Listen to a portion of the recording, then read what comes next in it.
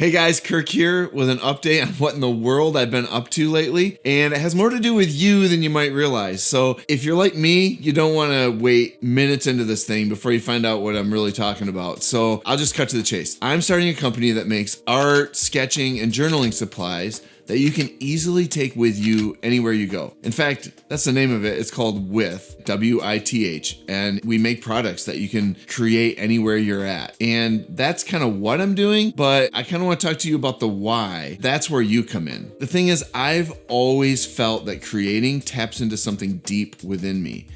And I believe that that's true about you too. Have you ever felt that way? Ever since I've been a little kid, I have liked to make things. I think I made sculptures out of SpaghettiOs in my high chair. In fact, making a mess has always been on the list of things I like to make. But I like to make forts and sculptures and things just around the house. And eventually I started getting into drawing. I could always find a pencil and a piece of paper, and it was easy. Wherever I was, whatever I was doing, I could draw. So I started to draw things. In fact, I was pretty young, maybe like 5 or 6 years old, and I started to draw the Peanuts, like Charlie Brown, Lucy, and those guys. And I started to draw Snoopy and Woodstock, and I got really good at drawing little Snoopies, or I got fast at it. And anybody that was around, a lot of times I'd draw them a Snoopy and give it to them. And we're talking like 5, 6 years old, and I'd be like, here's a Snoopy, here's a Snoopy, here's a Snoopy.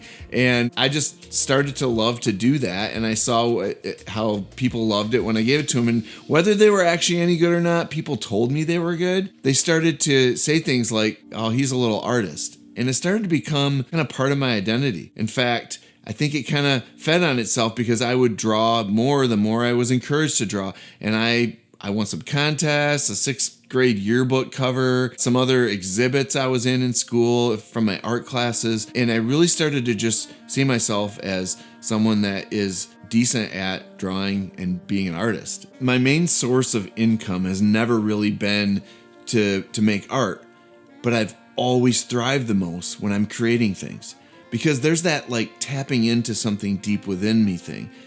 And that's where you come in, because I believe we all have this deep within us. You see, I have the strong belief that we are all creative beings. You like to create. Now, I know some of you are like objecting right away, but I've never found somebody that if I talked to them long enough, I couldn't find something they like to create. You might like to cook or bake, or you might like to make plans out of disorder, or fix broken things, or work on motorcycles or cars, or do filming. Whatever it is, there's something you like to create, or at least you used to. I might be stirring up some nostalgic feelings of a time when you used to remember loving to create things, because I think it's deep within us. And honestly, this takes us back to the beginning of time itself. Many of you know that faith plays an important role in my life. And G.K. Chesterton said, if life is a story, there must be a storyteller. And I've always thought that life was a story, and therefore there must be a storyteller. I do believe that there's a storyteller. I believe that he created us, he loves us, and he's knowable by us. And this storyteller reveals things about himself to us that I think are helpful. In fact, in the Hebrew scriptures, the very beginning of the beginning, the very first sentence in the Hebrew scriptures, it has this storyteller, God, doing something. There's a verb. The very first verb in these scriptures is created. The first sentence says, in the beginning, God created. And the very first thing we have this storyteller doing is creating, because I think before anything else as it relates to us, he was creative. And then a few verses later, just a few sentences, paragraphs later, after he's made this whole world and everything we can see, it says he made us. It said he made human beings. And that says something very interesting. It says he created us in his image. Now, scholars have gone round and round for centuries about what that phrase, in his image, means. I mean, do we somehow look like him? Do we think like him? And the truth is, it doesn't really say, and so we don't know exactly.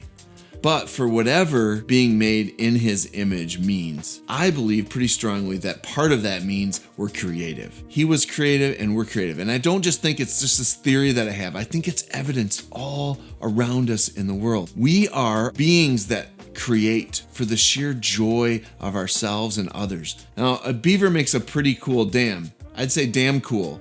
but it's to stop the water and for a home. It's not for us to enjoy or to look at. A beehive is fascinatingly intricate and cool, but I think there's a lot of evidence to suggest that they're not building that for our enjoyment. We alone on this earth create just for the beauty and enjoyment of it. There's something deep within us that resonates in our souls when we're creating. I mean, look at all the books and songs and poems and all the things hanging on our refrigerators. There's something that resonates deep within our soul when we create, and I believe that strongly. In fact, it has become increasingly clear that the grand painting of my life is to make products that help equip, build up, and encourage others to create. I want to be one of the voices out there, not only saying you can make stuff, but you should be making stuff, that it's good for you, that it's healthy for you, that it's part of who you actually are. We are all more and more becoming consumers, and consumers, well, consume. But I think at our core, if we're creators, we should be fighting that tide. We should be creating more. And maybe the stick figures, that's all we can draw, are worth drawing, even if they're just stick figures, because maybe over time they'll become better, or maybe just the process of creating is healthy for us. I believe it is. Making things in the kitchen, making things in the garage, writing things, developing things. These are things that I think are connected to our soul and are very important. And they give a sense of accomplishment. And accomplishment is one of the best feelings in life. Seth Godin, in his book, The Practice, has these kind of sobering words.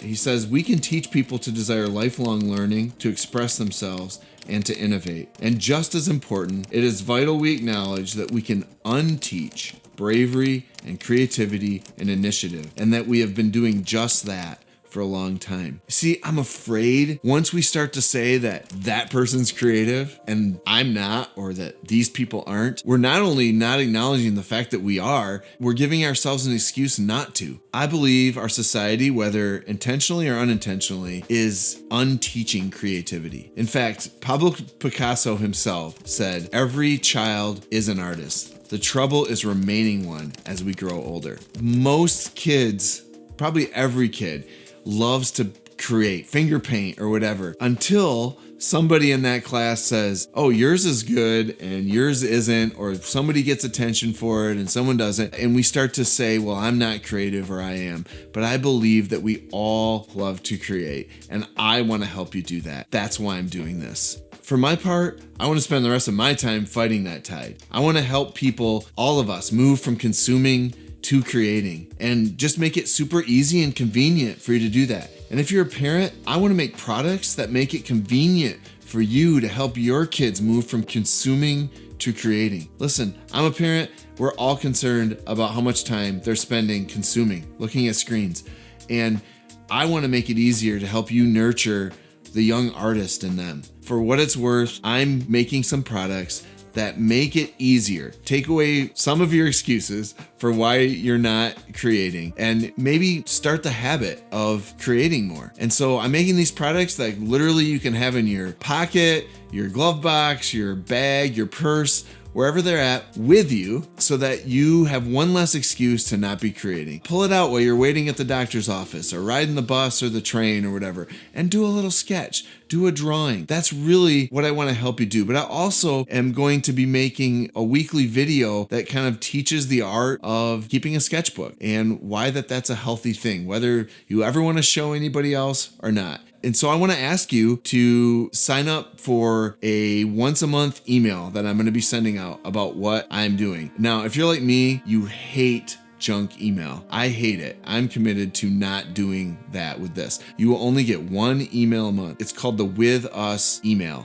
And it's basically going to just be sharing new products, new things, what's going on with the company, and also telling you about some of the stuff that we're inviting you into, like this sketchbook series, things like that. And so there's a link in the email or the post that where you saw this video. And if you click on that and sign up, you can unsubscribe at any time, but then you'll at least know what we're doing. At the beginning, I mentioned that this is about you, and it really is. I can and have made money a lot of easier ways. There are a lot of reasons not to do this, but I realize that if I can help other people create and realize the value of it, that would be worth spending the rest of my time on this earth doing, no matter how much money it ever makes. And so I want to invite you to go with me in doing that. See what I did there? That's what this is all about. Would you go with me in this? Let's create.